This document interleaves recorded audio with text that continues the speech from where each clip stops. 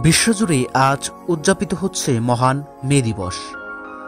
শ্রমিকদের অধিকার আদায়ের সংগ্রামের ইতিহাসে একটি তাৎপর্যপূর্ণ দিন হিসেবে পালন করা হয় এই দিবসটিকে।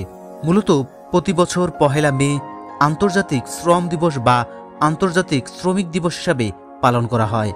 আন্তর্জাতিক শ্রমিক দিবস হিসেবে চিহ্নিত এই দিবসটির ইতিহাস সম্পর্কে অনেকেরই জানা নেই।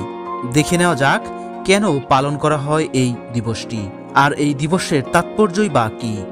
1886 সালের এই দিনে যুক্তরাষ্ট্রের শিকাগো শহরের হে মার্কেটে ন্যায্য মজুরি এবং দৈনিক 8 ঘন্টা কাজের দাবিতে আন্দোলনরত শ্রমিকদের উপর পুলিশ গুলি চালালে অনেক শ্রমিক হতাহত হয়। আর এরপর থেকেই এই দিনটি পালিত হয়ে আসছে মে দিবস বা শ্রমিক দিবস হিসেবে। মূলত সেই ঘটনার পর থেকে যুক্তরাষ্ট্রে আন্তর্জাতিক শ্রমিক দিবস পালন করা হয়। যদিও ব্রিটিশ ঔপনিবেশিক ভারতবর্ষে এই দিবসটি পালন করা হচ্ছে 1923 সাল থেকে। 1886 সালে শিকাগো শহরের হে মার্কেটে নিহতদের আত্মত্যাগকে মনে রেখেই এই দিবসটি পালিত হয়।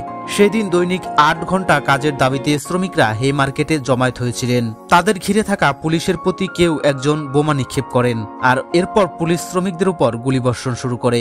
ফলে অনেক শ্রমিক ও পুলিশ হতাহত হয়।